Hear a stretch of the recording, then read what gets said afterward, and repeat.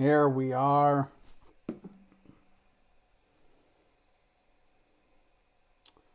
Waiting for some people to come in, see what we've got going on. Welcome, welcome. As I try to clear my voice with a tasty frostly beverage. Oh, that's fantastic. Coke Zero's absolutely horrible for you, but I love it. Let's get some more people in here. Who we got going in here right now? Who is in here watching this live stream?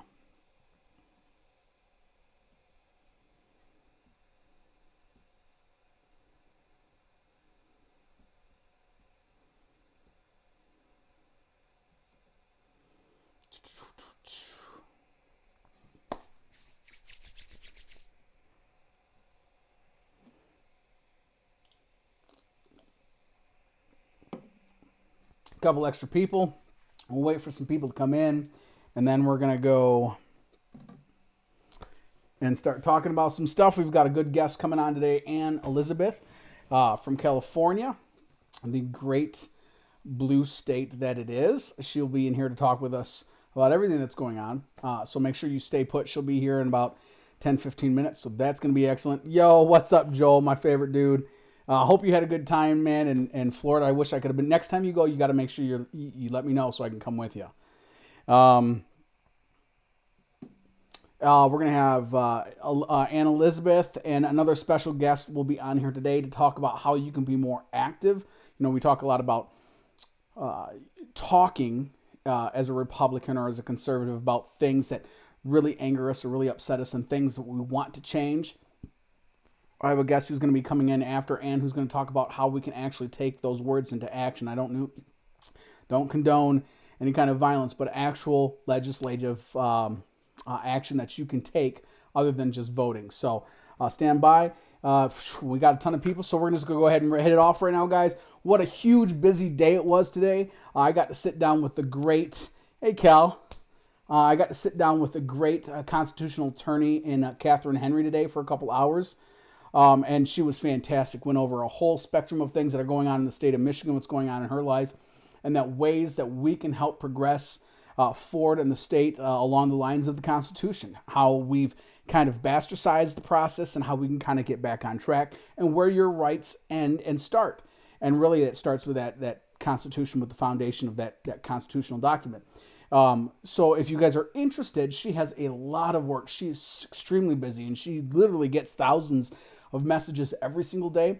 So if you guys are interested in helping out the movement and trying to get constitutionality back into the state of Michigan, just reach out to me, send me a DM. I'll be more than happy to get you the information. She has a ton of work that could be done, newsletters, printing, helping out with filing with signatures. There's so much stuff that she has yet to do that she really needs help, and she needs the volunteers, and she's got a beautiful home and all the computers you could ask for. So please, if that's something you're interested in, send me a DM, and that'd be fantastic. It's not unstoppable.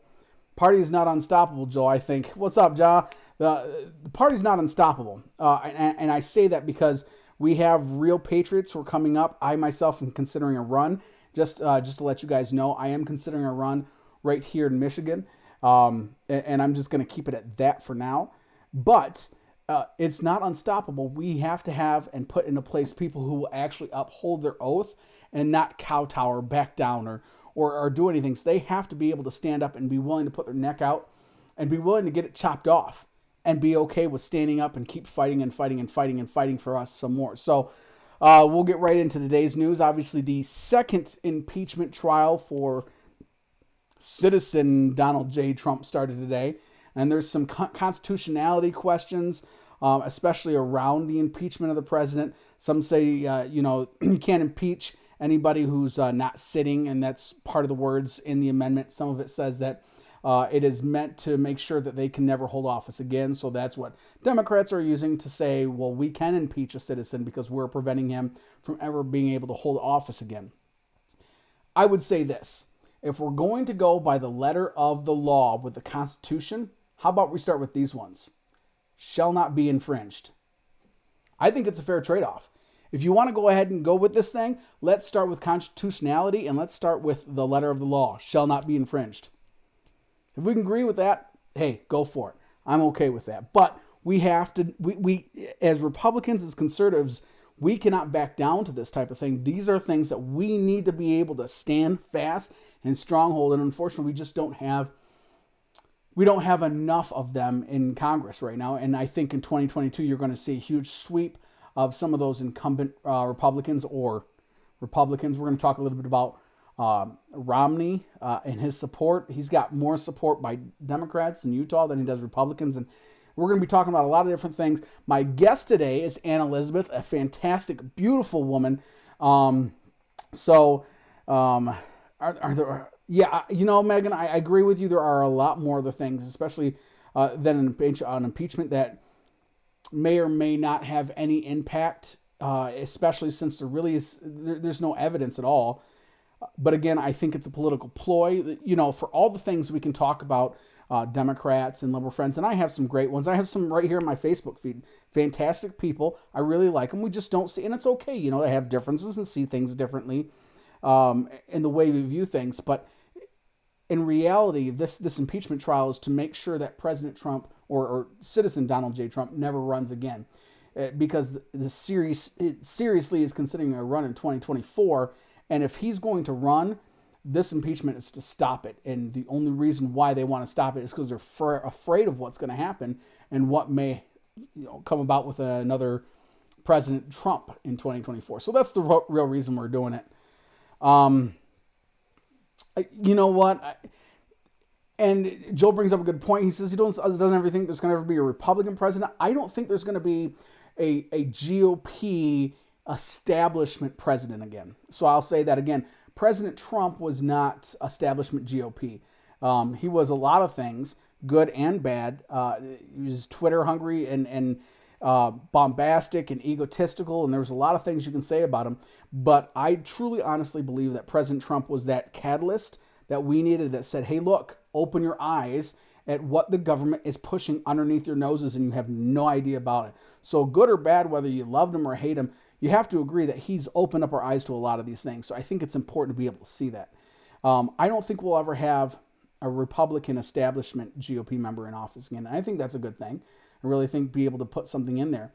But you talk about cheating your way in and the way they open and get away with it. Again, I've got a guest coming in after Ann. Because of reasons for his safety and security, I can't give you his name. He is a good friend of mine. But he has got a way that you can do things, a way that you can go ahead and justify, or ways you can go ahead and file to get the election results and ballots, and then work with them against the polls and the voter rolls and things, and you can go ahead and verify things. And we can do that as individuals, as citizens in our own district, and I think that's important. But I think a lot of people don't know where to start, where to begin. And he's going to kind of break it down. It's really very simple. He was kind of explaining it to me today on my way over to Catherine Henry's, and it's very, very simple. It's not very, very difficult. And, I think he's going to be able to teach you guys a little bit of something. And again, if you guys have questions, he's going to send me an email that kind of lays out exactly how you can do it in the processes and what you have to fill out and file to be able to say, we're not going to take this anymore. And if anybody read the Time magazine article that came out over last week, they literally recruited armies of poll workers to do these things. We have to get involved, at the very least, on the local level to be able to make sure that nothing like this happens again. And this is my personal opinion. Again, I'm not advocating you ever do this, but this is something that I think would help deter, right, and accountability. If someone's going to say, oh, look, your mask is off, we need you kicked out of the poll place, you know what? I'm going to make sure that those votes are counted and that someone can see it. And if nobody's going to see it, well, I'm just going to make sure it happens. Let's just say that, because I think it's important that we have transparency in the voting process. Obviously didn't happen. They played their hand. We didn't see it coming. They're playing a war. They're playing war right now. We're in a battle we didn't even know was there to begin with. So it's important that we have the people in there to see what's happening. And it needs to be fair. I want Democrats to be in a heavily Republican county to be able to see and verify that those votes aren't fraudulent. It's only a fair practice. Unfortunately, again, Republicans want to play fair. Democrats don't want to play fair, and Republicans are okay with that. And the way it is right now, that can't happen. We have to make sure we get the right people into office. So William Stamps says talk about trying to restrict you from owning guns and putting insurance that you must have. So there's a new HR bill, and honestly, well, I don't think it will pass.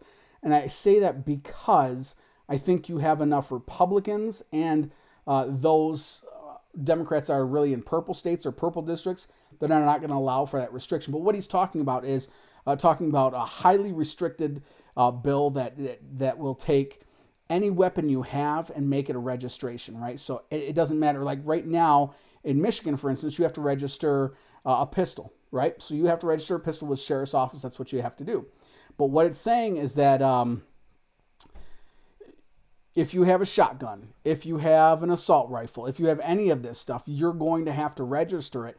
Even those that are quote-unquote ghost guns that people are printing on 3D printers, those are going to have to be taken to the sheriff's office and registered. Now, I can tell you that there's a lot of places, the sheriff's department, they're not going to want to do this. They're just not going. Nobody's going to want to go into somebody's home and say, hey, look, I'm going to have to register all your weapons because it's going to cause some major problems. Physically, I just can only imagine what it's going to do. I don't think it's going to pass. I really don't think. I think what's going to end up happening is there will be some gun legislation that will be passed. Again, I'm not for it. We don't have the Republicans that have the balls to stand up and say, no, go kiss your own ass, because I'm not going to do it. We do have some some congresswomen there who have more balls. And we're going to talk about that here in a little bit with Ann, with my guest tonight, how the women have more balls and more backbone than the men that are sitting in Congress right now. So I think, even the antique guns. I know, it's ridiculous. It's absolutely ridiculous. Thanks. I appreciate Rebecca coming in here and saying hi. I know there's a lot of stuff. I appreciate you just supporting me, supporting the show, doing these types of things. And I think it's, Hunter, is it only guns or like swords too? Right now it's only guns, but if you give an inch and give an inch, eventually, before you know it, you turn around and a mile is gone. So it wouldn't surprise me if down the road they do things like, for instance, in the UK, guns have been banned for a long time, and most of your police departments don't even have guns at all. And so the main killing, I'll double check on this, so don't quote me on this, but the main source of fatalities or violence is using knives. And they've actually, I do know, they have put restrictions to the size of knives and what you can carry and so on and so forth. So taking away guns, okay, that's wonderful. So now all the guns are gone, except for the illegal ones, which we know are coming across the border, fast and furious during the Obama years. We know this is a fact. We don't know this as just something that Q said one day. This is a fact, right? So now all the gun-abiding, law-abiding citizens will not have weapons. All the illegal people who want to carry it anyways, because that's what they're going to do, are going to have it. So you're really just pulling weapons away from people who would like to defend themselves. Again, I don't think, HR 127, Curtis, very good. Thank you, sir. Appreciate it for bringing up. I remember it was some HR, but I couldn't remember. So Curtis is, if you get a chance, Curtis Clark is in the comments. He's got a movement that he's really pushing, and I support him for it. If you want to talk to him more about the Patriot movement that he's got on, Curtis, you can go ahead and put your information in there. Tell him a little bit about it. That would be fantastic. And I would appreciate all of that information. So other than that, we're just, we're just here living the world, and we have to learn to work a little better. So, of course, there's a lot to get through, and there's a lot I want to talk about. But I do want to bring in Ann Elizabeth. She is a friend that I found on Facebook. All those little Facebook things that you say have, friend suggestions, friends this and that, the other thing. She has come in here, and she popped up as a friend suggestion. I'm like, oh, well, she's a good-looking woman. And we had like 100 and some friends or something. But then she had the big old, I support Trump. And I said, absolutely. And then listening to her and watching her posts over the past a couple weeks, you really get to understand how conservative she is and her viewpoints. And so I got to talk with her on the phone yesterday, um, and it was a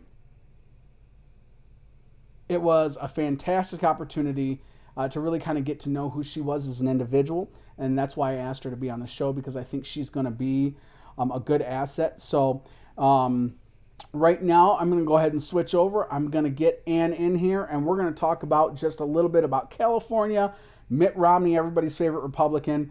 We're going to talk about women in Congress in the state of California. So let me switch it over here, Ann, if you are there. Can you hear me? Hi. There she is. Am I here? Yeah, I see ya. Hi. Absolutely, I see you. Look at that flag. I love that flag.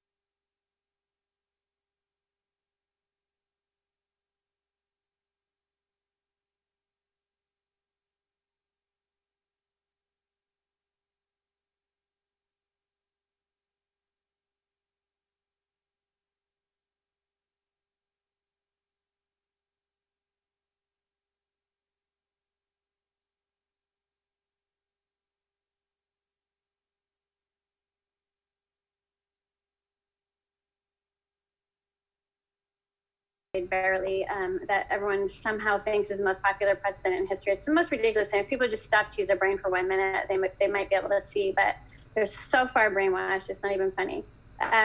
When that happened, and when the Republicans turned, and even our vice president that we've all come to know and love, Mitch McConnell, these other Republicans flipped, it was just very apparent to me that this breed of Republicans is weak.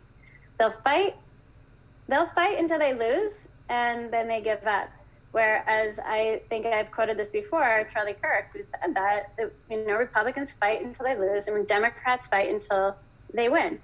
And we don't have winners. Their party is a bunch of losers. And I say that, as liberal as I can, because I just am so disappointed in the Republican Party right now that we need some strong people.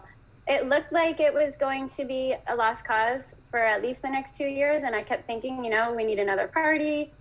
But I think that what we need is, like the Democrats finally just embraced socialism, and they, instead of having a third party, they brought them over into their territory, and they have the squad.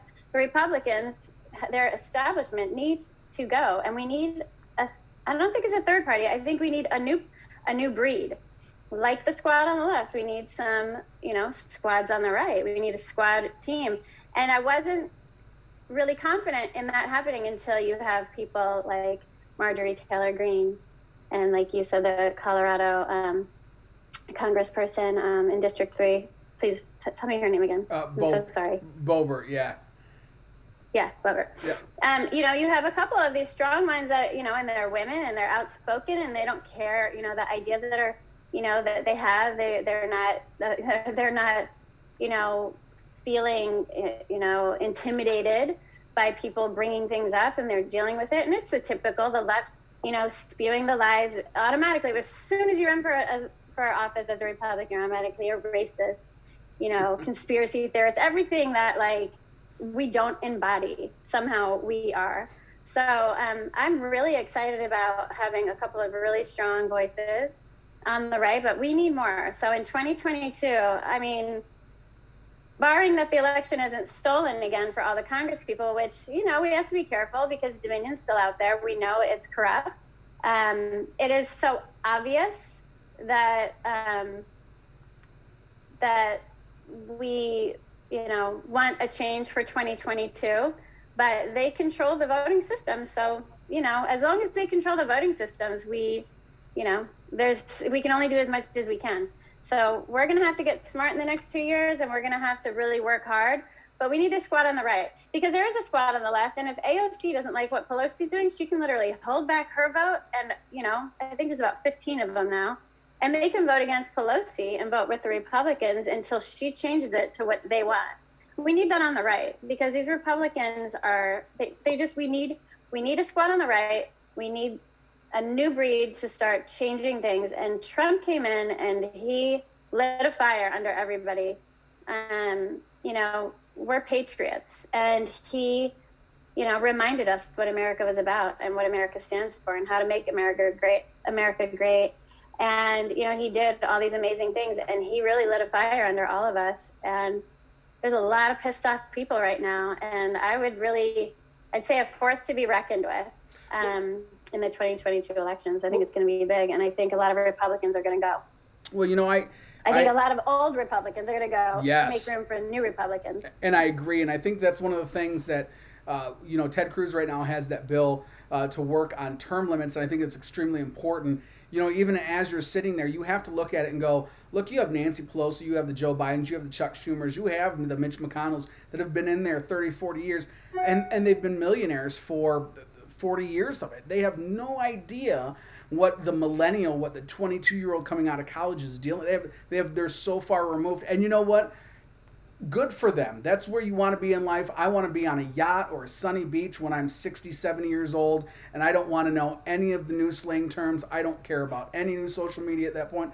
I won't care, because I want to be able to affect change and then pass it off to the next generation who will understand the people better than I will. And that's the way I think it should be. And right now, they just need to go. It's time for them to retire and let the new group come through. They need to go for many reasons. I mean, when you're in politics that long, that was a Freudian slip. When you're in politics that long, because there is something very wrong with that. When you're in politics that long, you learn to work the system to keep your job. And the lobbyists come in, they'll pay for this much of your campaign, or they'll pay for this or that, and they'll maybe like put things, they'll incentivize people to vote a certain way. And I think with a new breed or with term limits, you won't have that as much, because, you're not being incentivized over years and, relying on those same people over years to vote that same way over time. I mean, this is what has made, a lot of companies a lot of money, because of, all these incentives that they're giving to these, politicians, and they're voting to do things to help those companies. If once you have term limits, all that goes away. They don't, it could change from year to year. They don't always have the bribery capability. So I think term limits are really important for so many reasons. Yeah, well, so for those of you guys who are just joining us now, I'm joined by I hope friend now, Ann Elizabeth, who is out in California, who's probably enjoying better weather than we are right now. But she's out there. She's a fighter. She's a conservative. And if you real quick, and then we'll get into some other things here. Just let everybody know where they can find you at. I am Ann Elizabeth on Facebook, and I am Ann Elizabeth SC on Instagram. SC stands for Smart Conservative. And I am Ann Elizabeth US on Instagram, because SC was taken. I also have a page on Facebook, Ann Elizabeth SC. So, in all those places. Once Parler gets back up, I'm Ann Elizabeth SC. If you just do Ann Elizabeth search, I come up in most of them, YouTube, most of them, most of the other social medias. So you'll find me. Awesome. So I know we talked a little bit earlier today. You wanted to talk a little bit about everybody's favorite Republican, or is he? I don't even know anymore. Mitt Romney, and the wonderful things he does for the people in his district, or not district as a senator, but for the wonderful people in Utah. And actually, I found this interesting as I was talking to you and I was listening. He actually has more Democratic support from Democrats in his state than he does from Republicans right now. Um, so Yeah, yeah. no, you're good. Go for it. Let it rip. Oh, okay. Yeah, I'm surprised that any Republicans, particularly he has the Mormon support, and that's because he claims to be Mormon. But I would think that the way he votes most of the time, especially voting almost all the time with the Democrats, I think that at some point people should start questioning that. I don't think you should ever question anyone's faith. But when you sit there and run on it, I think it needs to be questioned. He's not he's not a Republican, so I mean he's not. You said he's everybody's favorite Republican. That would obviously you're being facetious, but I'd argue not. Obviously the favorite's not there, but I'd argue Republican as well because he's not. And Utah's a really red state. I mean, very red. So the fact that he keeps winning is beyond me. I don't know. Maybe they have Dominion. Did you see the video of him getting yelled at and pushed back when he was in the airport? No. This was probably 2 weeks ago. Well, he was getting accosted in the airport. People were yelling, saying, "What are you doing? You impeached the president. This is ridiculous." Those people, Delta Airlines have banned those people and put them on a no-flight list. I'll forget it. Yeah, I mean, the airlines are so stupid. They are, and it's sad, but it shows you the depth that these companies are embedded with political ties, and they're adherent to big tech because without big tech, they don't have the media, they don't have the marketing, marketing's important, right? Facial, everything is important, and it's getting to a point where we're not recognizing what our country is anymore. And I think there's a lot of people on the left, and definitely certainly those in the middle that are going, yeah, this isn't right. This isn't right at all. I mean, we've had people. I was watching Steven Crowder yesterday. He had Tulsi Gabbard on there. And Steven Crowder he's not far right, but he's about as conservative a guy as you possibly can. And he said right to Tulsi, he goes, "Look, you and we do not agree on almost anything. But let's talk about this big tech censorship because she is completely against the censorship that big tech is doing for conservatives and Republicans." And him and her actually agreed on it. And it was a beautiful thing to see when two people come together on different sides of opinions and say, yeah, this is a problem. Yeah. I mean, so there's a few things there. As far as the airlines are concerned, I was on the flight right when the man was taken off of a flight and arrested, and I watched him get put in handcuffs for singing the national anthem. He started it, and I guess one of the ladies sitting near him told the flight attendant that it made her feel uncomfortable. And so they called in the police, and he was arrested. That was actually American Airlines. And then we had the thing with Continental that where Tommy Lauren was on a flight, and she watched a family get removed from a flight because the 2-year-old wouldn't wear a mask. So these companies are, I mean, just ridiculous. But I will say that the flights that I took, the flight attendants were very, supportive. They loved us. The whole flight was filled with us, and they loved us. But the airlines have really gotten, just like big tech, they've decided what side they're going to hide their hats on, and hang their hats on, and they decided, who they're going to support and make it known. So yeah, we're now, going to anywhere on a flight. If you're going to show any support for any sort of politics whatsoever, you're going to be shamed or removed, and so that's pretty disgusting. And witnessing someone getting arrested for the national anthem was pretty disgusting. I mean, it's so bad. It was horrible. Tulsi Gabbard has surprised me. I would say that she is a very open-minded liberal. Mm-hmm. She definitely is liberal, and this is the way politics should happen. Is that we can disagree. The problem is that they know they get much further in a divided nation because the incumbents win in a unified nation, right? If they didn't divide us as far as they did from every issue along the spectrum, Trump would have, he won anyway, but they knew that they needed to do that to start, proving a case for why he lost. It was their job to divide us. And what you see with Tulsi Gabbard is she's not a divisional candidate. She actually can have a conversation. She'll communicate with the other side and admit it when they're dangerous. Like she said, this is dangerous with technology. I believe she even called, a couple of people in Congress, and possibly did she say it about Joe Biden as well? I believe that so. What was happening was dangerous. Yeah. I don't remember the exact quote, but she came out swinging. I'm surprised they didn't remove her from Twitter. They did on on the YouTube platform when she was kicking some ass in the Democratic primaries. She was smoking people on the stage, and she was the most searched political person on all of Google, and yet all of her ads, all of her videos on YouTube were found buried 5 or 6 pages down deep. In fact, and so on the face you look and you go, oh, well, maybe she's just buried down deep. But if you used a VPN and searched from, say, Germany or Japan or another country, you put in Tulsi Gabbard, she was the first videos that popped up. So there's obviously some censorship. There's establishment on both sides, whether you're talking Republican or Democrat. They want their guys to win.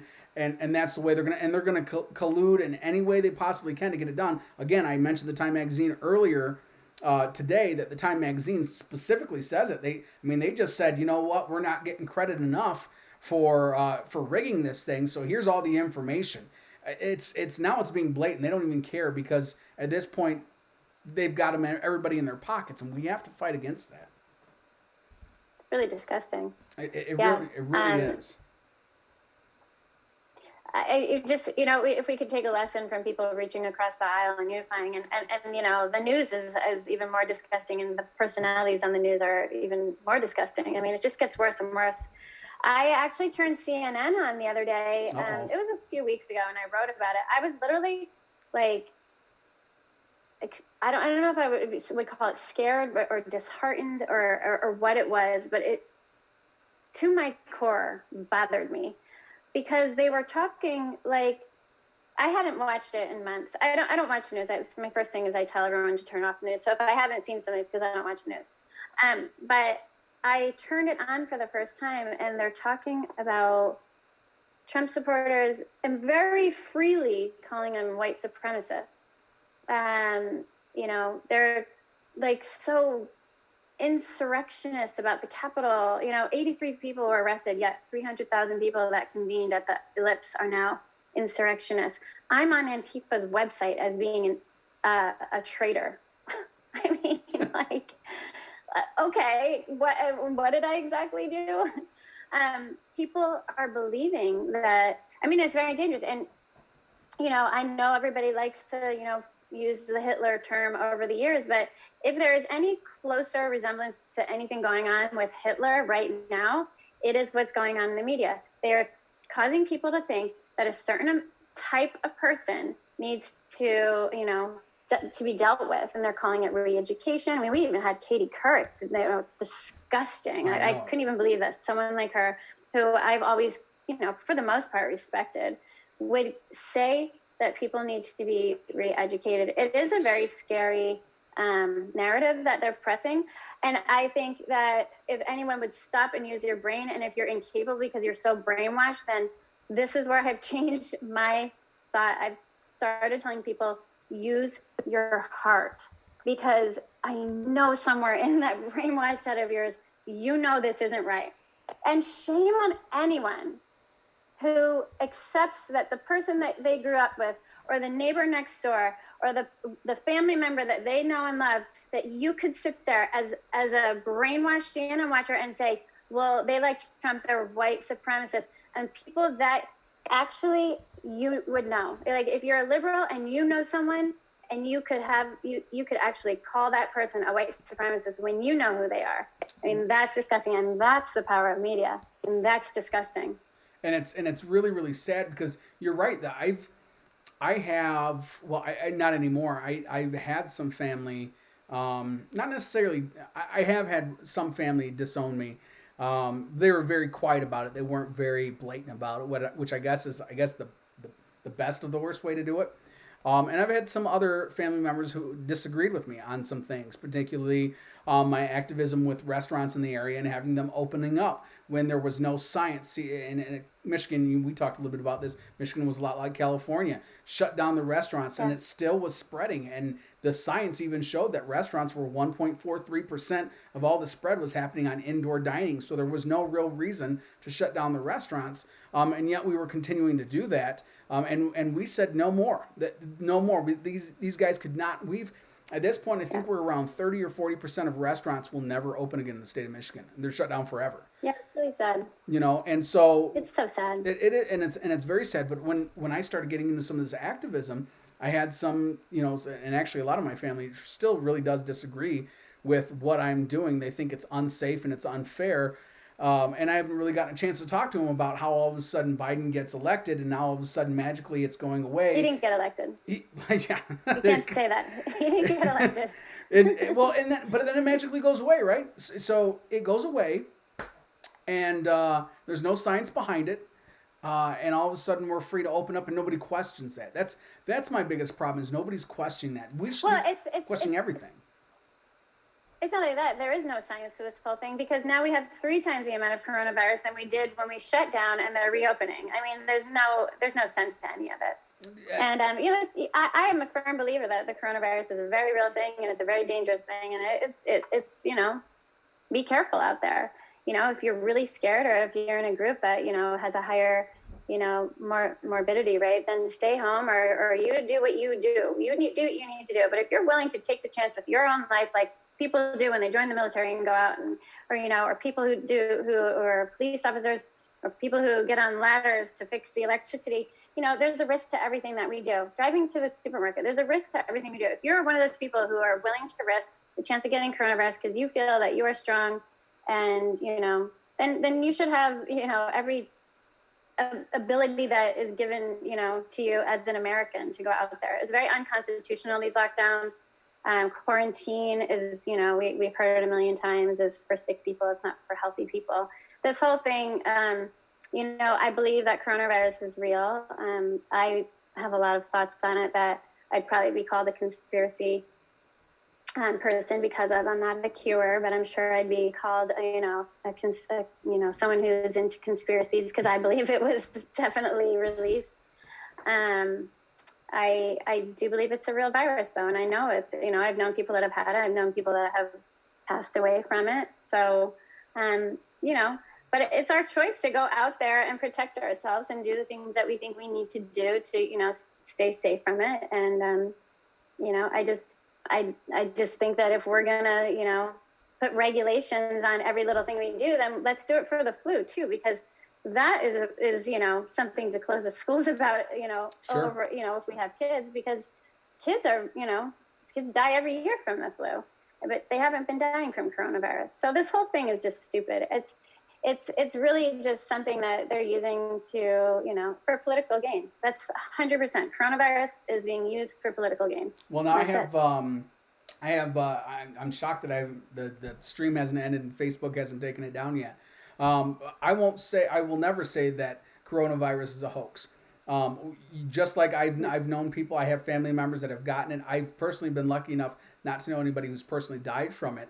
But I think a lot of people, especially those on the left, have taken a lot of this context of, well, everybody that's conservative thinks it's a hoax. No, that's not what the people on the right think. They don't think that it doesn't exist and it's just some made up thing. What they believe is that it is everything has been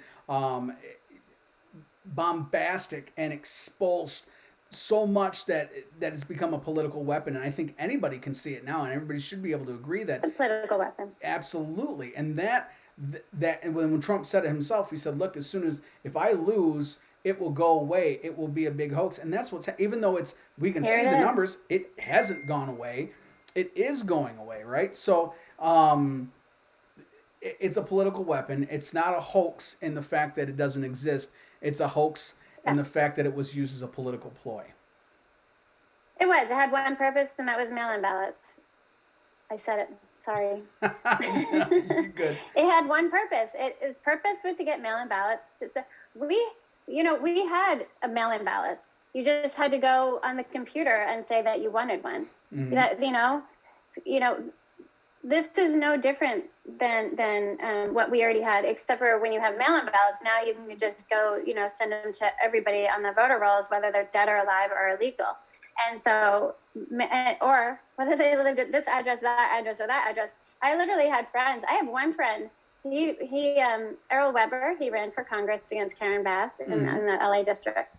He got 6 ballots. Wow. I have a neighbor who got 3, a neighbor who got 2, dead people. I mean, what mail-in ballots did was allow, widespread voter fraud, and it also allowed, fake ballots to be, just, I can't think of the word, but they when you have mail-in ballots, you can just make up as many as you need, like we saw it happen on the night of the election. So it's so sad. It's I want to talk about real quick the state of the GOP, and where you think it's headed. Obviously, I think you and I both agree, and I think most people in the chat would agree too, that the GOP of old, the grand old party of those who've been in the establishment forever, and those that have been, I hate using the word woke because I just feel like I feel dirty when I use that word, but those who've been awakened, I guess is a better word, about the dirty politics and big government and the things that they do offhanded. I think there's a big divisive split there, and these people are massive in the amount that they are, and we have a current state of GOP representatives who just think, oh, things will go back to the way they always were. It's no big deal. Just sit down, sit in line, fall in line. We've got everything covered here. And I just kind of wanted to hear your thoughts about that and about the new incoming congressman that we talked about, how they are building that new squad that you talked about. We just don't have enough of them. As far as the new squad, I think we're going to see that in the 2022 elections. But are you talking about the old breed of Republicans, the establishment Republicans that are just sitting there? And I mean, we kind of talked about that. I just, I don't know. I don't know if I understand your question. I'm so sorry. No, you're good. So where do we?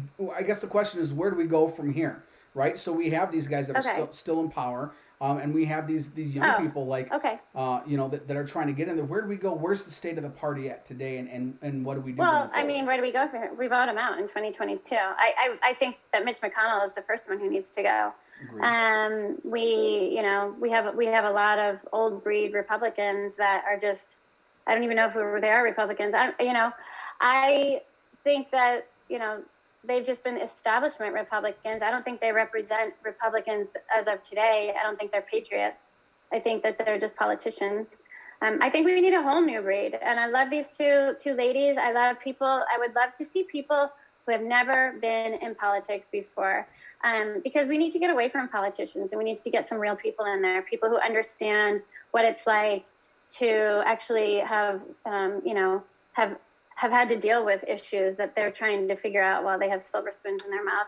And it shouldn't also just be that they had silver spoons, but there's a lot of people in Congress that really have no clue of what's going on, and they don't go to the districts and walk in them. We have Adam Schiff, who has been to LA one time this year or last year, because he has a 650 square foot apartment in the middle of LA that he and his wife and his daughter supposedly live in so that he could be the congressman in that district. There's homeless people outside his door.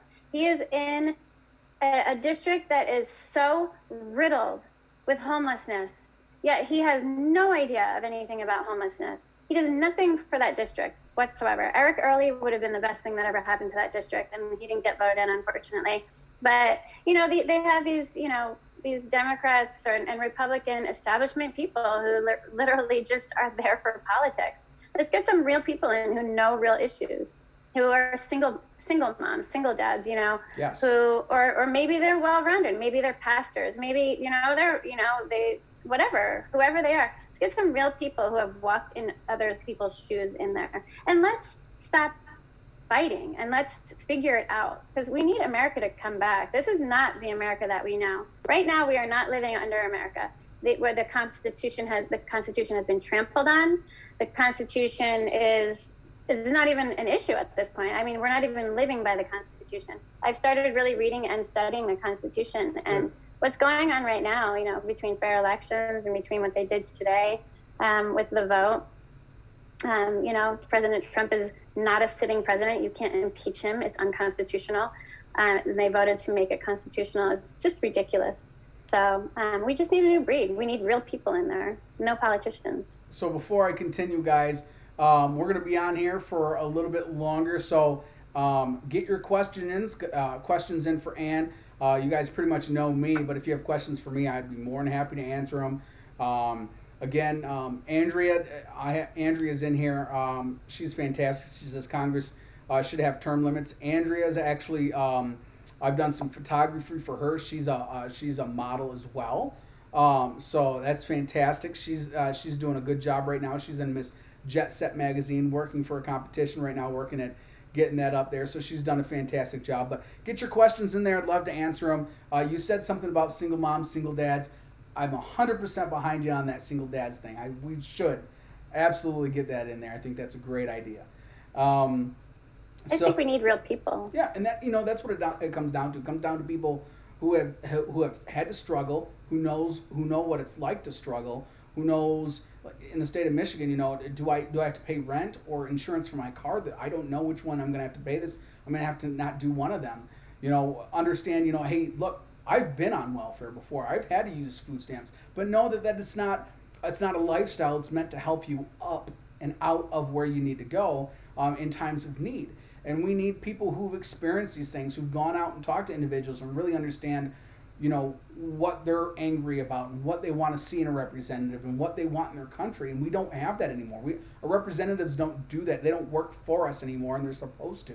And it just doesn't happen. No, they don't. So, I mean, we just need a revamp. We do. I'm all about having a squad, though, because if we have a squad, then we can hold back things that, we don't agree with. And I think that's probably the biggest power that you see right now. It's also worth mentioning that how much power these tech companies have. People like Facebook, like Twitter, where they can literally call the president and say, they're on the same side now. They can say, do this, or we're going to remove you. Yep. I mean, they have a lot of power. What you've seen right now happening is that we could literally be taken over by technology as countries. Where borders are no longer Canada, Mexico, and these other countries. Sure. Technology is a virtual world. We're seeing virtual, trading right now with Bitcoins and the Doge coins and stuff like that.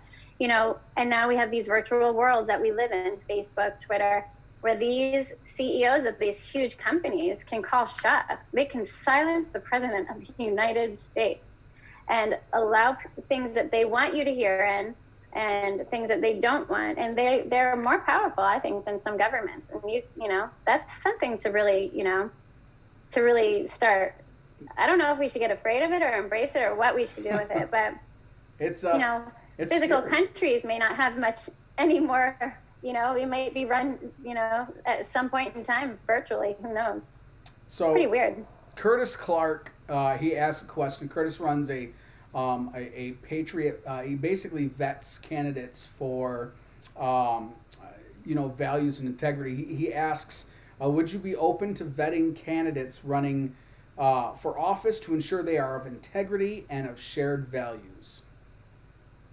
Would I personally be willing to vet candidates? Yeah, I think that's what he's asking. Yep. Yeah. I would vet anybody. I mean, that's what I do. I interview candidates. I would love to vet them. I think most people who are running for office have good intentions. I can tell the difference between, career politicians and people who have been doing it for a while, who don't have their heart in the right place, and those that do. But I'd be willing to do that. I might even be willing to do more than that, but we'll see. Talk about that another time. Curtis, reach out to her. She's extremely busy, so but she does answer when she can, and she's a fantastic person to talk to. I love talking with her. She's got so many ideas. Question for you: do you? And I know California is a whole different animal when it comes to the Second Amendment, but do you carry? I can't in California. I don't have a permit. Yeah. But I'm all for it. I'm all for it. I'm sure it's probably pretty You have difficult to to get really into. have a very good justification for carrying in California if you want. That was recent regulations that Yeah. went through that really clamped down on who can carry, and there's got to be a really significant reason why you think you need to carry. So I don't, but I would Awesome. if it was legal. Perfect. Well, you're more than welcome to come to Michigan to the range. Uh, Michigan is one of those really weird states. It's like a blue red mix state. We love our guns and we have a huge Second Amendment, but it's so weird. It's like a Colorado. Like Colorado's all red, but Denver is blue, and that turns the whole state blue. So it's kind of one of those things where most people, like New York. I lived in upstate New York for 8 years, and New York City and Albany turned that state blue, but the rest of it, which is the landmass of it, is extremely red. So, um, Andrea, she asked. She came in late. She wanted to know. So she didn't get to hear your intro, but she wanted to know what it is that you do. So she has some questions. What it is, who you are, just briefly who you are and what you do, and so she'll have some questions for you. So I started interviewing candidates for California. I worked with the Walkaway movement first. Going back, I worked with Walkaway, just one of the moderators for the Walkaway campaign. And then through that, I had met a few people that also moderated, but, as life happened and I couldn't, do that for a long period of time. I kept in touch with this few people. And when coronavirus hit, I was pretty much, not doing much. My kids were all home and I was here. So I had one of the girls from Walkaway who had started a new group. Her name's Susan O'Connor. She started a group called Flip It Red California, which was a fast growing group.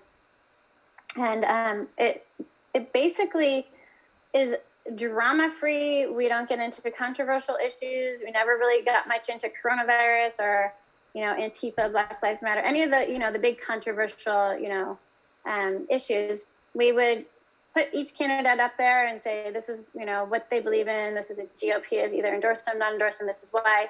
And people would comment and post about it. We would put like, hey, there's this, measure that was going to be voted on. Here's who you need to contact. They're about to pass this bill. Contact this person. So it was really a very informative California website. What we found is that a lot of Congress people who were running for Congress, or excuse me, they weren't Congress people yet. People who were running for Congress, people who were running for Senate, people who were running for Assembly and local governments, all started joining this group, and we grew it.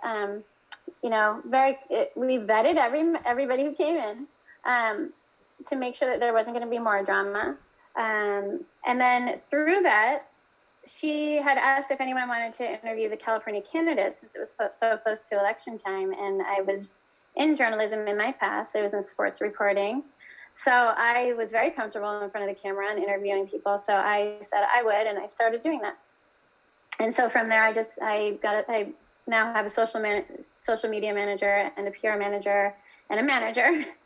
And I am on social media giving my opinion, or on news giving my opinion. So that's what I do, and that's how I kind of got started in all this. But I am looking to possibly, which is going back to the last question, throw my hat into the race for 2022. We'll see what happens. I haven't announced anything. I'm just something I'm thinking about right now.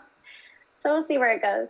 I think you'd be an awesome candidate, and I think you'd be an awesome addition to that new squad, the right squad. I guess you'd call it the right squad, the A team, whatever you want to. That'd be a lot of fun. That would be a lot of fun. I think I don't think you would take any shit at all. No, I definitely from people wouldn't. over there. So Andrea asks, what is it like being a Republican in California? Is there a lot of pressure I think with that? Pressure? Yeah, like pressure being a Republican in a very heavily blue state. It's not a very heavily blue state. Oh, there California is a pretty 50-50 state. it's the most people think that it is just because the government is very blue. And then we have LA and San Francisco, which, are primarily blue. And they do have a lot of the population. But I think California even could have been red this election. Excuse me. I think they should have audited our votes. Gavin Newsom didn't allow the audit in 2016. He's one of 2 states that didn't allow the audit. I believe New Mexico was the other one, which should raise a bunch of red flags. But we have rallies every weekend. There's several rallies, every weekend. I would, usually attend 3 to 5. Just in my area, you can go, south, north, east, west. We can go everywhere. In California, there were rallies everywhere. California is a 50-50 state. Now, so what happens is there's a supermajority in California. So we had a Democrat governor come in, and we had enough of, Democrats in the House of California to start making rules that changed voting. So they started with redistricting. Orange County, for the first time in 2016, went blue because they pulled in some other districts that were heavily blue, so they could knock out, I think it was Darrell Issa at the time. So they, start redistricting. I think they call it gerrymandering. Yep. And then they started ballot harvesting, where they made it legal to go pick up Democrat, people who are Democrats only ballots. There's all sorts of things, and it literally in a 5-second, twist of events, so they can change the rules, change the laws if they see, and it sends everybody trying to scramble to pick up the pieces. Like, where do we go now? We literally have red areas that we know is going to be red, and the next thing you know, they've done something to make it so it's a blue district. So it's just California's a super majority state. It's not that it is a blue state. So I think it's worth really talking about, because most people do think that there's not very many, conservatives in California. And it's absolutely not true. There's a lot of conservatives in California. And California, before the supermajority, had shown over the years to be a flip-flop state. Sometimes they were, Ronald Reagan was the governor of California. That's somebody, I've heard of that name before somewhere. Somewhere I might have heard of him. Yeah. Somewhere, I don't know. So we are not a blue state. I mean, but our supermajority, they do everything they can to keep us blue government. And that's why people think we're a blue state. Well, and she says, she goes, she's from Michigan. So, the perception obviously from us, the media makes it out to be just like this automatic blue state. So she says, thank you. I appreciate hearing it. Because she's right. I mean, you just think automatically, well, just throw all the West Coast in blue and that's it. And that's be done. So it's good to hear from a Republican in the state and to see kind of what the demographic truly is when it comes to political parties. So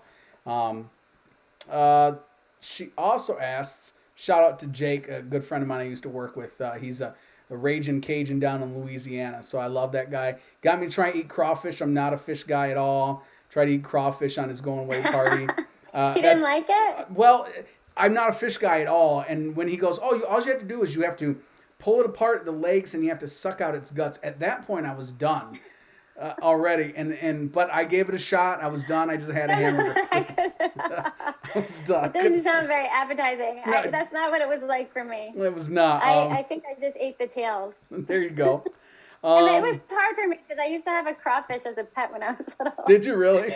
I got it at the pet store. It seemed like a cool pet. Aww. And then here I am years later eating crawfish. It didn't seem right. William, he says, he goes, what are your, I'll just read this through. What are your thoughts on masks? And talk about masks being a long-term thing, even though they are clearly not working. And also, could you talk more about the impeachment of Trump and how they are voting on it? He hasn't heard much about that. So I'll let you just kind of take the floor and go from there. So I just think with masks, it's a matter of, for me, it's a matter of preference. I wear it because I know it makes people comfortable. I've already had coronavirus. I'm immune to it. I can't spread it. I can't give it. So I still wear a mask because I know it makes people comfortable. I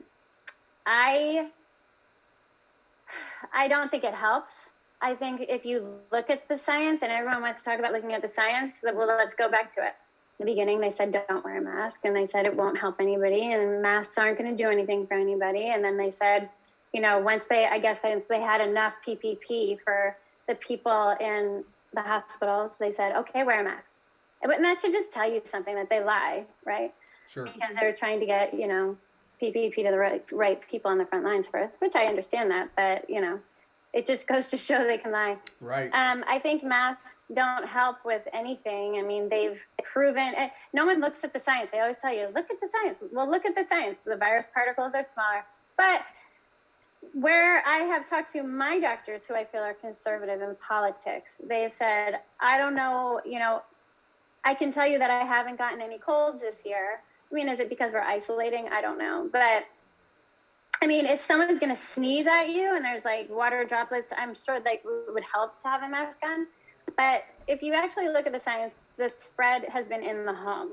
It's not people going out, and this is where restaurants. Yes. The spread has been in the homes, and it's been in the nursing homes. I think 51% of people who are catching and dying from coronavirus, 51% of them are coming from nursing homes.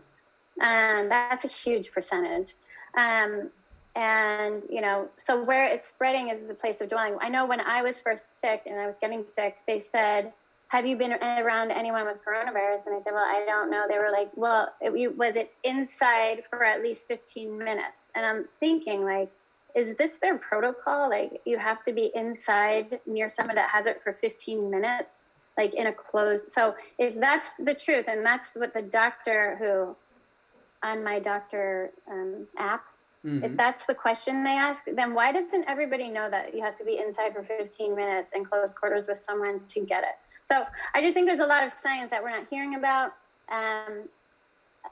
Masks, I don't really have an opinion on it. I just think if you feel comfortable with them, then do it. But the science is not there to support masks. And now this double masking thing. And then he came out and said, don't wear a double mask. I mean, it's just stupid. I walked into the ER for something totally unrelated. And the nurses who check in all the coronavirus people are in paper mask, one paper mask. And, I just feel like if it was really, and, then there's some of them that, you hear that they like have to wear these N95s. Well, I didn't see N95s on any of the medical people. So I don't know. I just would think that if it was that helpful, that, I don't know. I feel like it's just something that they're just telling us to do. And it's just like a division. It's a divisional device. I don't know. Does that help? I really don't have much of an opinion on it. No, that's I just think it's a lot about division. Well, and there's a great video. I think it's on TikTok. A guy goes ahead and he's outside in freezing cold weather like we've got out here. It's I think it's 10 degrees outside right now, and he puts on his mask. He blows out and the exhaust and the carbon dioxide comes out of his mask. He puts on a second one, it still happens. He puts on a paper one, it still happens. He puts on an N95 with a cloth mask, and it still happens. And they say water droplets, and that's literally what's coming out of his mouth, are water droplets, and it's still being spread regardless of how he's doing it. Yeah, I don't think that I think masks would be a very false sense of security. Again, I do it because I don't feel like getting harassed at the stores and stuff. And I mean, I personally think it's stupid. If that helps, I don't know. I just don't think that there's too many different opinions on it. So, I mean, what do we know? There's no real science to it because really there's been no long-term studies about it. So, other than the fact that the virus particles are smaller than the particles of the mask. Absolutely. So it really, when it comes down to it, and the other science is that people are getting it in the home, in close contact with people for more than 15 minutes in nursing homes. All the time. In the lockdown cities, you have people who in LA, it has been locked down the entire time since March, and they have the highest numbers of coronavirus. So if you look at the numbers of places that are locked down and look at the numbers of places who have the highest coronavirus, the science is there. That's where the science is. There's never been anything put into masks. It's a false sense of security, in my own opinion. But. So William says more of a statement and a question, and I can even take this one a little bit. He goes, that being said, talking about masking, is this a long-term thing even after the so-called virus? What are your thoughts on that? Do you think people will Oh follow or say? God, it better not be. I'm not wearing these fucking things for that long. I personally don't like them. I mean, there's a whole science to the dangers of masks. So, um, yeah, it better not be long term. I, That's just stupid. I I don't think know. I think I just no. I think you're right. No, um, I think people will play it for as long as they can. I myself, I don't wear a mask. I won't wear a mask. The only place I'll wear a mask at is in the gym, just because I want to get my workout in, and I'm not running out in 10-degree weather. That's just not I don't like to run anyway. But so The gym is one place I would not wear a mask. yeah, and it's tough. It's tough to do. You pass out on the floor Oh, from breathing in your own stuff. I know, and it's, but I do a lot of weightlifting, so it's a little bit different because I can't stand running. My knees are bad from the Marine Corps, but I won't go outside. If I was in maybe California or Florida, I would just go outside and work out instead. But I can't really do that now. But I won't wear masks. I don't wear masks to any of the supermarkets. I don't wear masks. I would wear a mask if I was asked to go to the ER or to a nursing home because I think that's respectable, and we know that those are the dangerous groups. I would absolutely do that. I would have no problem with it whatsoever. They are, but I don't know. The people in the ER just seem like, I mean, there sometimes where they like had it down, and I don't know. I don't know. No, I don't. Like I said, my doctor made a point that he doesn't know either. He just knows that he hasn't gotten any cold. But I can see it if someone's sneezing right in front of you and you have a mask on, it might help. But I mean, we're talking about water droplets in the air where you're about to walk through. That would be probably the only place that I can actually scientifically see it helping. Well, and Josh or Jake, my buddy Jake, he goes, he swears he wouldn't wear one unless he was made to wear one, and his wife is pregnant. Congratulations, and made us change his whole tune. And you know what? I'm not against people wearing masks. If you want to wear a mask, hey, that's no shirt off my back. Yeah, absolutely. That's your American right. Wear a damn mask. Wear a whole burqa if you want. It doesn't bother me that you do, but it's when you say you must comply with what I'm telling you to do, that's where I have a problem. So if you want to wear one, it makes you feel better, or the situation that you're in, requires you to do it. You know what? I have no problem with people who want to wear masks. I just have a problem that when you start to impede on my rights to not do it, if I choose not to, that's when we have an issue. And that's, I think, if we can come together with that issue and go from there, I think people would start to have and understand it a little bit, but we can't even get there at all. Heather, I'll have to find out what gym you go to. And Josh says the only place he likes to wear a mask is at the bank. So I guess... That's a good one. Hey, why not, right? I'm sorry, my dog is snoring in the background. If anyone hears something snoring, I can't even hear him. No, I can't even hear it. That's funny. She's the best dog ever. She's totally comfortable and passed out. Oh, that's awesome. So again, the mask is a weird thing. No, it absolutely. I don't know. I do it because it makes people feel comfortable. Sure. It's a divisional device. Here's my real take on masks. It's just part of the narrative of the coronavirus, which is here for mail-in ballots. And they've already announced that they're going to increase mail-in ballots in the next election cycle without coronavirus. So it served its purpose. It's got mail-in ballots in, but I just don't. I'm not a big mask person, and I totally firmly believing that there's coronavirus. I just don't think. I don't know. I'm just not a big proponent of masks personally. So that kind of leads into my personal opinion. Into the next segment. Real quick, we talk about election integrity and what we can do. As individuals on the ground, as normal citizens. And in the Time magazine, they talked about recruiting armies of pollsters, which they were really, really, really good about, right? So they got all these people that agreed and thought like them, and then they put them in places where they said, hey, if your mask slipped beneath your nose, they were kicking them out. Or if they said something different that they didn't like, or you looked at them differently, they would kick you out. Some people in Detroit got kicked out being called racist. Some people weren't admitted. Boards were put up. I mean, I'm not going to go through the whole thing because we've seen the videos a million times, right? But I think going forward, the thing that we have to do is we have to stand up as a group and go, I will be a poll watcher. I will be somebody that's there to watch it. And if something looks funny, you have Yeah, to. if they let you in, once they find out you're Republican, you don't get allowed in And, anymore. and again, I'm not advocating this. And I said it already earlier in the stream. I'm not advocating for this.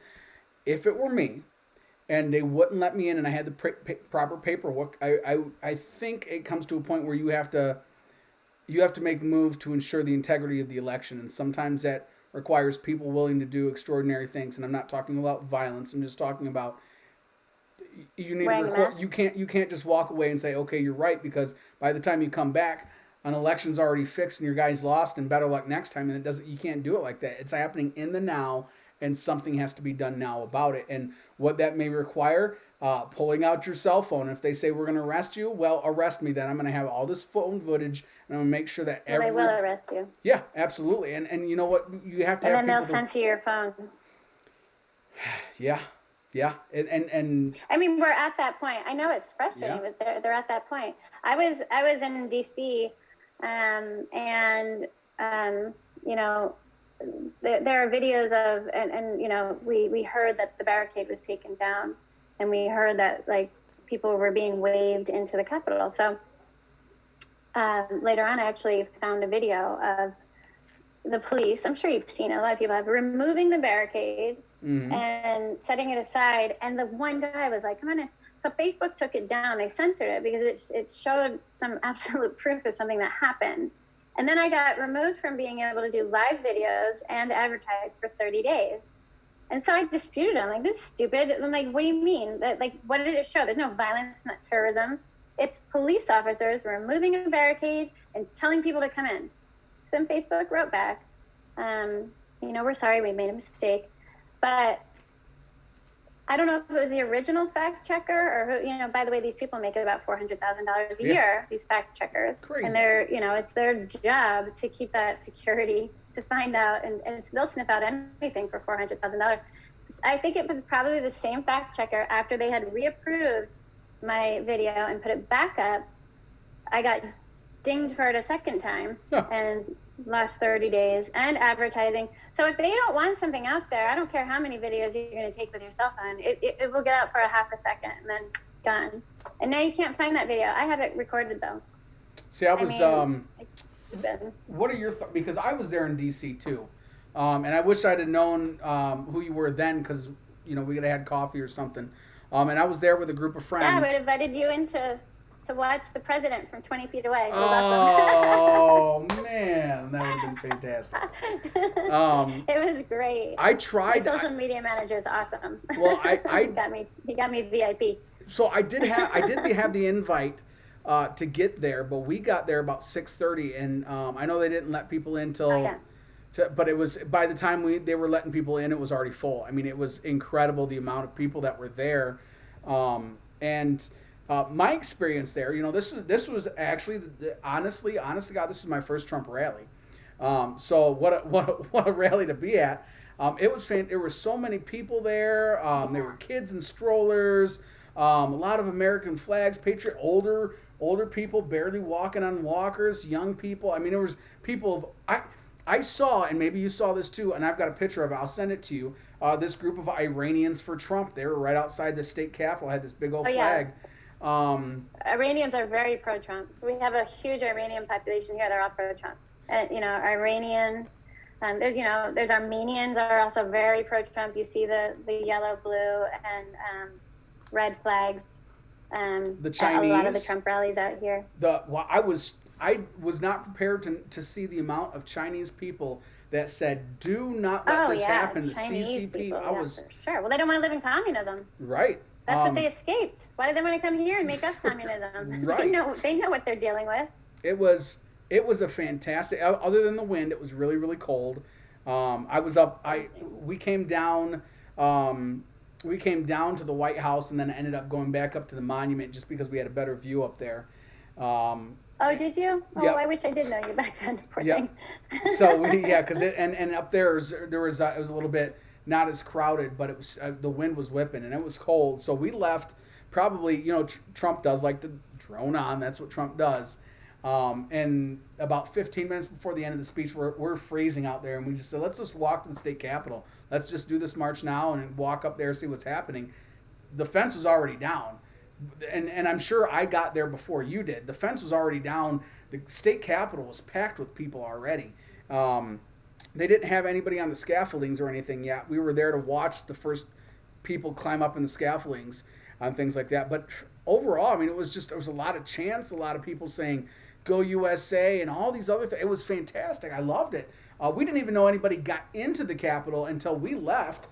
We had one of our guys in our group. He had to work the next day. Unfortunately, he actually got fired from that job because he did an interview about his time in D.C. and they fired him for it. But he had to leave. Shame on the company. Oh, I know. Well, he's working through some things now. But we left at 3:30. We left the crowd at 3:30, and we didn't know anybody had breached the Capitol or had gone in there. And as we was leaving, you know just as well as I do, cell phone service was spotty at best.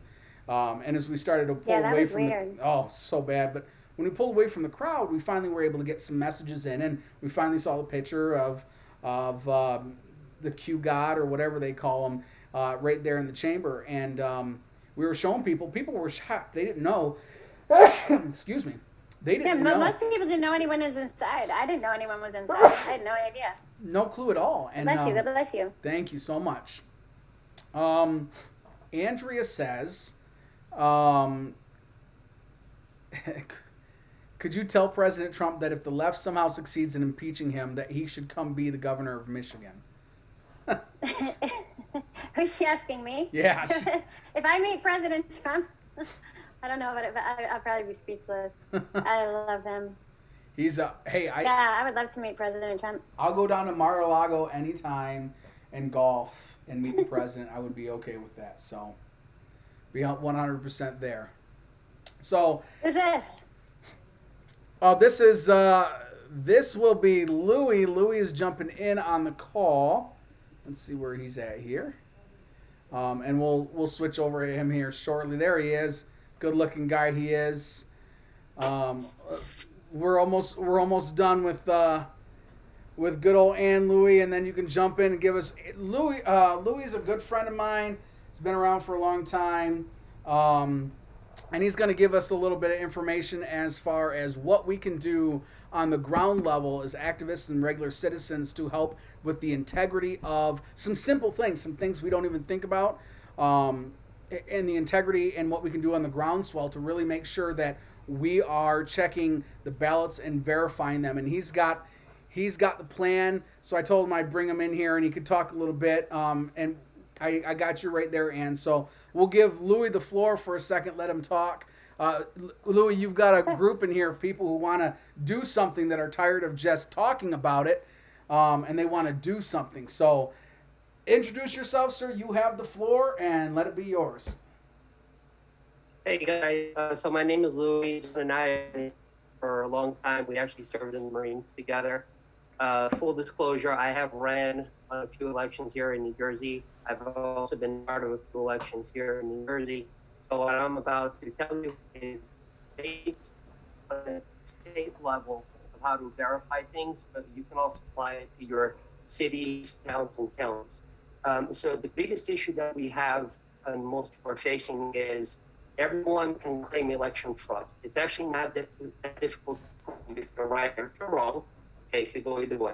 So the biggest thing that saying about election fraud is, they're digging up dead people. They're looking at this. People who went to vote also got a mail-in ballot, so on and so forth. So there is a national or local town can just up and do. Hey, Louie, you're breaking up really, really bad. You're really, really choppy on there. Okay, let me see if this better, maybe. That's a little better. Yep.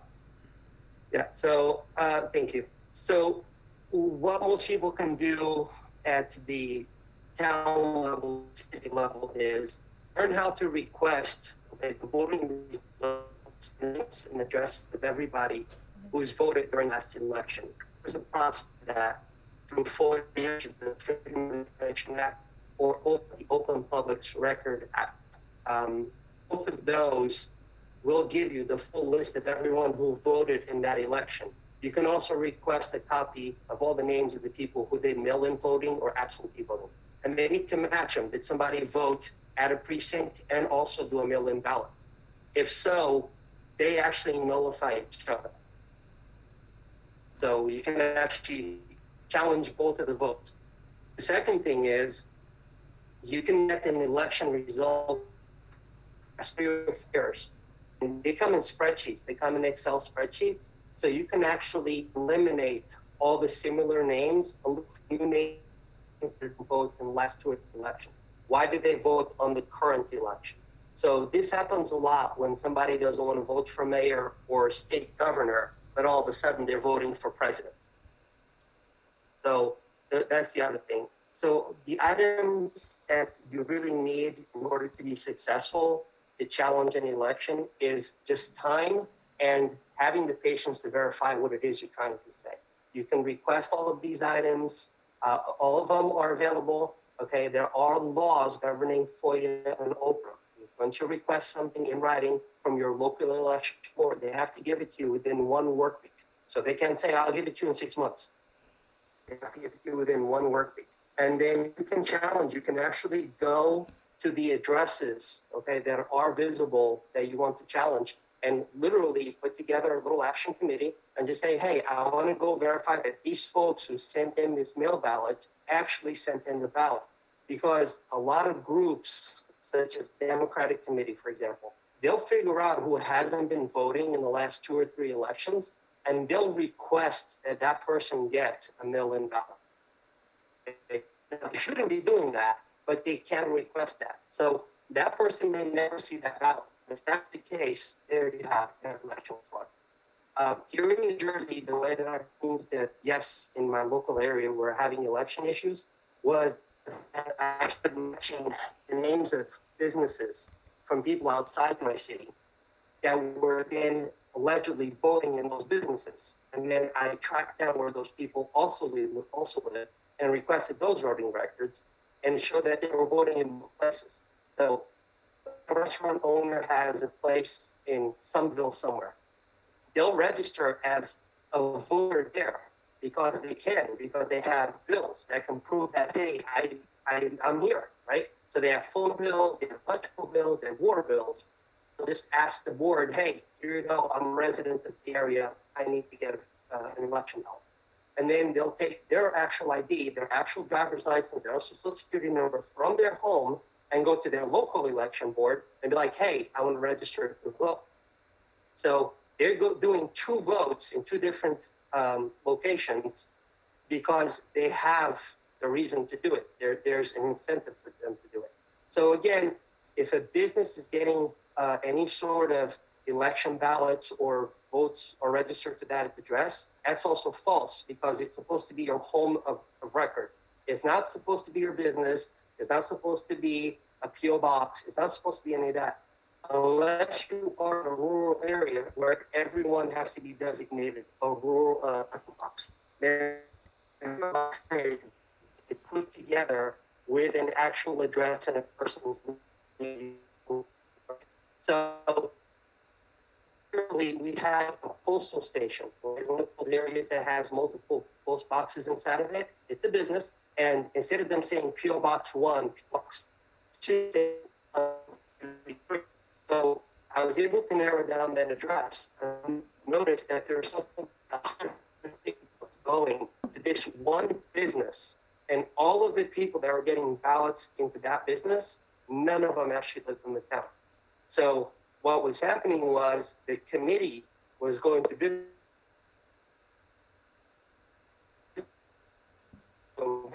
Hey, use this other location, and that's one way people to do either multiple votes or increase a vote in an area, right? So we'll take, for example, where you are in Michigan, right? In Michigan, the governor doesn't need to win the state. The governor doesn't even have to win 70% of the counties. The governor just needs to win the 30% of the most populous areas to be governor. So those are usually the areas where you're going to have to hunker down and get a team together and go, what doesn't look right?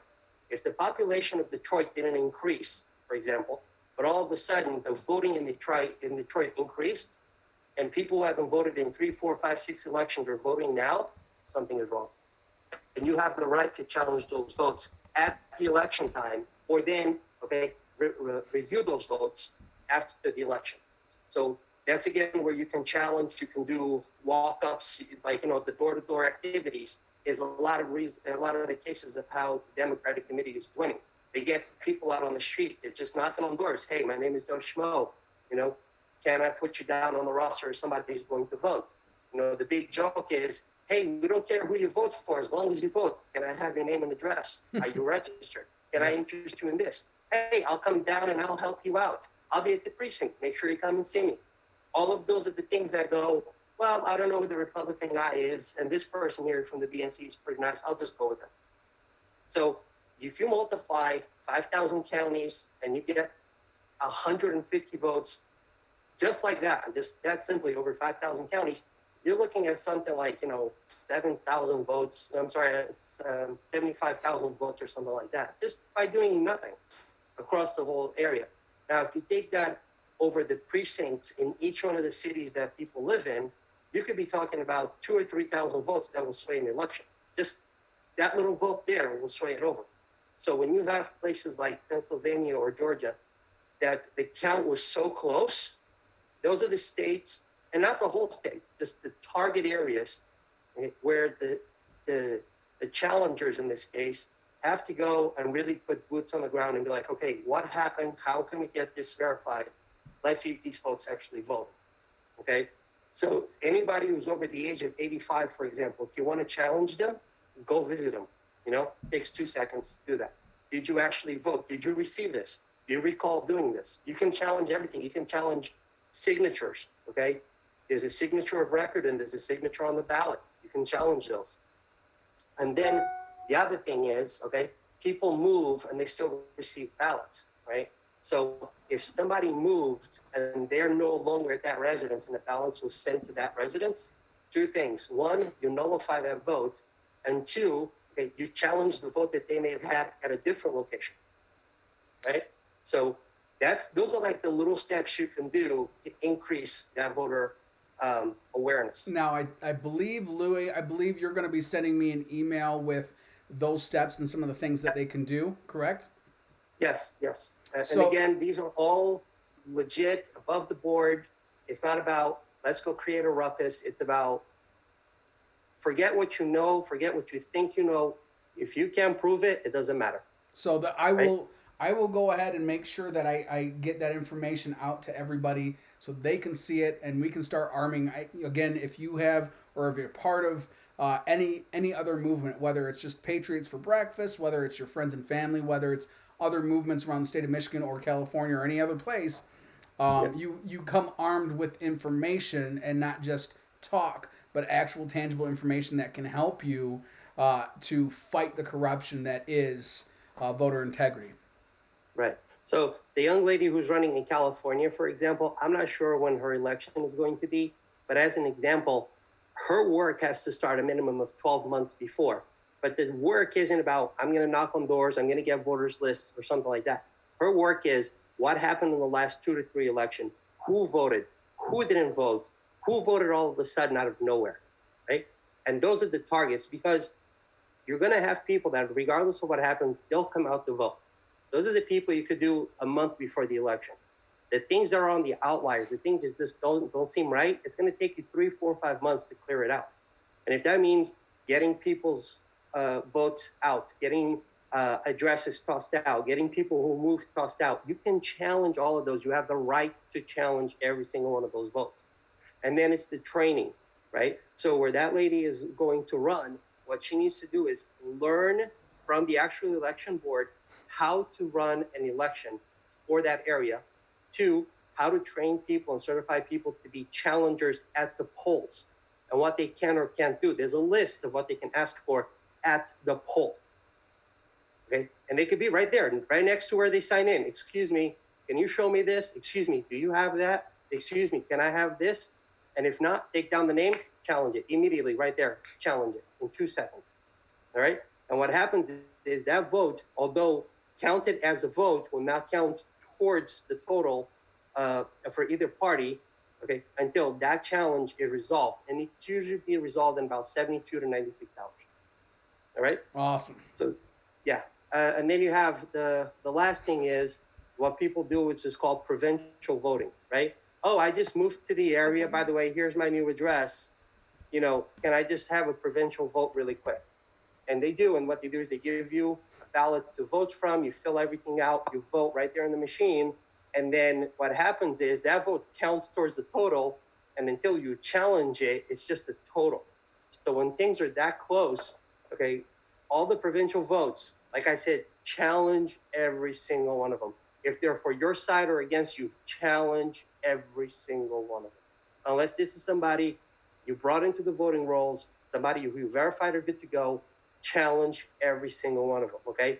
To win with a few numbers or to win with big numbers, okay, it doesn't make a difference if either party is making a voting discrepancy. So the idea is be legit across the board for your side or for the other side. Things will work themselves out. Awesome. Thank you, Louis, for this. I'll make sure the email comes out. And I appreciate you coming on and educating everyone. I mean, I think that's extremely powerful for people. And I know Louis is extremely intelligent. This is a guy. Can I say you're a legal migrant, right? So yes, I came to the U.S. as a war refugee. Then I overstayed my visa. Well, there's a legal standard for that where when you come in under protective status and you're on standby to get additional status, you're both not legal or illegal, right? And that's basically where I was. I was on standby for 4 years. Then the U.S. did verify that, you know, our claim of being war refugees was legit. The war in Angola went from 1967 to 2004. Shortly after getting my green card, I tried applying for the military. It was too soon. I needed 5 years of residency at the time, and I didn't have it. So when I did have the 5 years of residency, that's when I joined the Marines, and that's where you and I met down at, you know, New River, the Camp Lejeune area. Oh yeah. And so then after I got out of the Marine Corps and the war was over in Angola, I was able to, you know, become a citizen. The Marines paid for everything. God bless them. And then it was one of those, you know, hey, you know, the first thing I should do is make sure that I don't live in a country that's going through the same junk where I just ran away from. Yep. And that's why I always made myself as aware as possible of everything that goes around me. Because I've seen what happens when people don't act. They talk, but they don't act. You know, my family has been the victim of that sort of social endeavor, we'll call it. And it's not fun, and you know, it does create problems. And I'm trying to make sure that, you know, regardless of what side of the party you're from or whatever, learn how to actually do a campaign, because I assure you, your opponent is doing everything possible to make sure they have as many people in front of voters, or as many people as possible in front of, like, you know, the challenging boards or inside the election rooms as possible. And you saw this in Pennsylvania. Oh, none of the Republicans were allowed to be inside X, Y, and Z to do a count. They were. You just guys don't know how to get people in there. So when the national board for the GOP is like, this is corruption, well, you should have thought about that, you know, 2 years ago. Sure. They're running a national campaign with billions of dollars. 2 years ago, you should have thought about that. Now, 26 hours later, and you're challenging, or 4 o'clock in the morning, or whatever it is. For every one Democrat that's in there, you should have one Republican, and if you can, even one independent. Everybody challenge everything. I assure you, no shenanigans can happen. Awesome. Well, Louis, again, I appreciate your time, sir. I'll get that email to me, and I will get that out to everybody as soon as possible. Fantastic. Bye, everybody. Thanks, brother. Bye.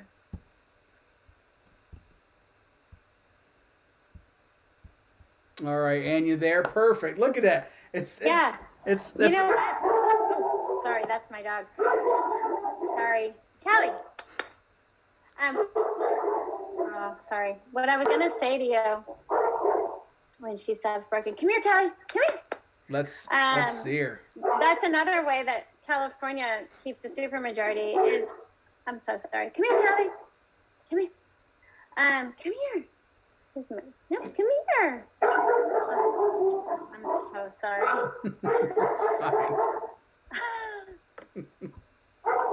She just wants to say hi. Good. Yeah, she's saying hi, all right. Okay, so she's good. So what I was gonna, can you take her outside with you? Take her out there with you. What I was gonna say is it's another way California keeps a supermajority. Did you know that there can be 2 Democrats? There can be 2 people from running for Senate, for Congress, for everything. I'm gonna put her outside real quick. Sure. Say something, or can you hear me? If you can still hear me. I can So still hear there's you. 2 people for each. There's 2 people. Go out there. Hey, can you take her? Wes, take her. Hey, Weston. There she is. Okay. Take her. Don't let her run away. Just down to the green. Sorry. That's my son, you know. He's all independent now. He gets an e-bike. All right. So now he just zooms around wherever he goes. But so you can have, it's when you primary, there could be 5 people running, 1 from independent, 2 from Republican, 2 from Democrat. And it's whoever the top 2 who win are the ones who go. It's not 1 Republican, 1 Democrat. That's not how it works in California. It's the top 2 that win. So, you know, and where the majority of districts are in, you know, the big cities, San Francisco, LA. Those are the 2 huge cities where the majority of, you know, California's districts are right around, you know, in those city areas. Yep. And they're primarily, you know, I would say that they're probably 60-40 in the LA area. Up in San Francisco, I would say it's probably 90-10. Yeah, I could see that. But you have 2 Democrats running. You don't even have a choice. I had to, for state senator, I had to vote for Dianne Feinstein. Oh. And I admit it. I had to because I didn't want the other crazy person getting in because he was so far left social. I couldn't even imagine if he got in, which, you know, it's a good possibility because they're up in, you know, the Bay Area. You have to vote for the Democrat that's not as, you know, the lesser of 2 evils, as everybody puts it. So that's just what he was saying. There's one from each party. In California, there is not. So, but also from touching on what he said, a very important thing is we need a lot of volunteers to clean the voter rolls. Yes. That is a huge thing. Volunteer in your local city to go and check out, you know, we need lots of people to do it. Check out the voter rolls. Who is been in 3 election cycles? Who has, who's dead? I mean, that one should be a given because this is how they cheated. Right. So, you know, who's legal, who's in the, for here, we have the motor voter law. That means anyone who's here illegally registers to vote, even though they're not supposed to get a ballot. We're not even sure what happened this time. And by the way, the word that I was looking for before that I couldn't remember it is, I'm going to do it again. Oh my gosh. I can't remember. He said it. And I was like, oh yeah, it was that kind of ballot. You know, the one that you have to go online and register for. Oh yeah. Absentee ballot. Absentee ballot. I don't know. It's like my brain has a block against it. Yeah, you know, we have the motor voter law here. We don't know if people voted because they do register to vote. Everybody registers to vote. Everybody who goes to motor vehicle and gets a license has the ability to register to vote. And what they say is, yeah, but they're going to go into a pool of people who aren't allowed to vote yet. And, you know, everybody that is illegal and can, you know, goes into this. So supposedly they're just gathering the information, but we don't know if they got ballots, you know. Well, and they will primarily, you know, vote Democrat. So there's a lot of ways that the state keeps their supermajority. Cleaning the voter rolls is huge. For the next election, if we minimize the amount of ballots that they can send to people because they want to cheat so bad, or that they can print that night and put them through that night, then it's harder for them to cheat. So this is what they did with when they made it ballot harvesting legal. That they had already planned it, and so they were very good at it because it was coming from them. And then the Republicans caught on to it in this last election. The Republicans got really good at it, so they gave them a run for their money. But Democrats are very good at some of the things they do. They're good at putting money behind the right candidates, and they're also very good at just when they come out with something, they support it. They support their candidate, but they also, with like the ballot harvesting, they're very good at going to the right places and getting, like, they have a very good strategy with voting, and when they made that legal, they really pushed that strategy through, and that has gotten a lot of candidates elected. Now, what they're super good at is registering people to vote. They know, not only do they ballot harvest and go to people's houses that they know are Democrats, they go to people's houses that they know would register for Democrats, and they get them to register. They go to highly concentrated blue areas, door to door. One of the things that they won in certain districts is how good they got people, how many people they got to register to vote. So they're good at some things. And I think it's important. I think they run pretty well. Well, and Jacob, he said something about, the fact that, he says something about Louisiana. He says, the entire state can be voted out by 3 parishes in South Louisiana.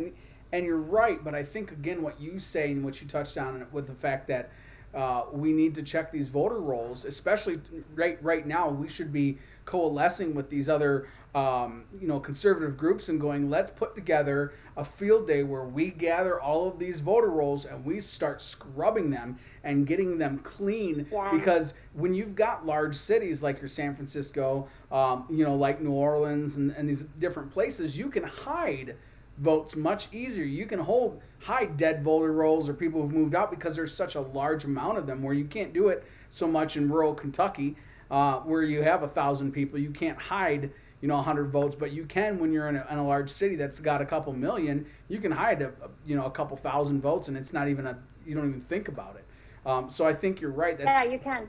It's so important that we. So many people. No, you're good. Go ahead. Are you sure? Yeah, you're fine. Sorry. No, I didn't want to interrupt you. But so many people ask me, and it's unfortunate because I know people's hearts are in the right place, but like a month before the election, I can't tell you how many people are like, what can I do to help? I want to help, because everybody's getting amped up and people start really wanting to help. The biggest thing you can do to help, I think, right now, while we're 2 years out from the midterms, go and volunteer to do just that, clean the voter rolls. It's so important. That's probably the best thing that any of us can do right now. Go clean the voter rolls. I did not have time to do it because I am too busy, but and I'm going to be getting even more busy here with all the stuff that I'm doing. But if you are a stay-home person or you're retired or you just have some extra time, go do it. It is so important. That's how you can help your city. That's how you can help your state. That's how you can help America. Awesome. So, and we're gonna wrap this up. We pushed almost 2 hours. That's why I love talking with you. You've got a lot of good information. I got Louie in there with a lot of good information. But before we go, just let everybody know where they can find you. On your social media platforms, and if you would, sometime tonight, if you would just go ahead and put that down there in the chat so people can link right to that and find you and follow you and catch up with you. Well, thank you so much for having me on the show. But the social media, the way you can find me is Anna Elizabeth on Facebook. And if you put in Anna Elizabeth SC on almost all of my social media, others like Instagram, YouTube, I have a Facebook page, Anna Elizabeth SC. You'll find me there, Anna Elizabeth SC. And then Twitter is the only one that's really different. It's Anna Elizabeth US, because SC was taken by a girl who liked Littlest Pet Shops back in 2012 and wrote one post and still has her account and they won't give it to me. So I'm Anna Elizabeth US on Twitter, and that's probably where I have my most where I have a lot of my posts. And on my personal Facebook page is where I'm most active. Posting my thoughts for whatever happens that day. So, but this was really fun. I don't know if I was too helpful with my accent, you're but great. I'm a little bit all over the place with it. No, and that's the kind of the point here is I want to just bring in different people and different thoughts, and especially you in California. A lot of the people who watch this are from Michigan, so you hear about California and you hear about California and different things. So to be able to get a perspective, the government is. Yeah, And to get a perspective from a Republican over there is fantastic. You're an intelligent young woman. And I'm gonna continue to say young because you're younger than me. Um, and you have a bright future. Is it okay that I say you're a Thank mom? You're a you. mom, right? You're awesome mom. Yeah, he walked in. Right. Yeah, you do a fantastic job, guys. Go follow her. She has some awesome posts. She cuts no bullshit. I love it because she doesn't pull any punches. She just cuts it right to you straight. Be respectful as always to her or anybody's page you go to. She's another human being like every one of us, and that's what we need to be is more respectful. So be respectful, add to the conversation. Go visit her pages and have a blast because she throws it out there and it's fantastic. I really, really do hope that you do decide to pursue a career in politics. If you do, I'll be watching. Of course, we'll keep in contact with each other. You're just a phone call and a text away, and you're on Facebook, so we'll keep in contact. Love to hear from more from you, and if California ever lets up on, maybe I'll come out there. If you decide to run, and we'll just say hey, and we'll go door knock or something like that. So it'd be awesome. Yeah, that'd be awesome. That'd be great. I would love that. Cool, Ann. Well, But thank you so much for having me. This was really fun. All right, you have a wonderful night. Thank you. Thank you. You too. Thank you. Bye. Bye. All right, guys. So that's it for the show for tonight. Ann Elizabeth, again, she's going to go ahead and put her information in there. She's fantastic. I loved it. Louie has got a tremendous amount of information for you guys who are so sick and tired of the non-action from the Republican Party to start that grassroots movement to go ahead and push up and actually do something with it. So I implore you, I'll get that information to you. Louise, I think, is posting some things too. So just look out for that. And again, follow Ann. And I'll be doing this again. I've got some more guests. We're starting to line up some people. I hope, we'll be able to get Catherine Henry. Catherine Henry, she's a constitutional attorney. And get her on here, talk a little constitutional things. A friend from Twitter would also be fun. A Canadian friend of mine. So hopefully we'll get her on here. And if we've got other people that you think would be great guests, I'd love to have them on here. Want to try and get my buddy Adam Boyd on here. So Adam, if you're watching this, send me a message. I want to get you on here too. And hopefully we'll get some other people. So I look forward to it. I love talking to you guys, and I will talk to you guys soon. Guys, have a good night. Stay blessed.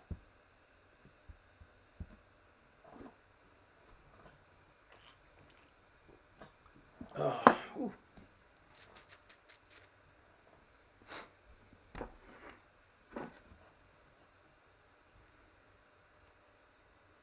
Mm-hmm.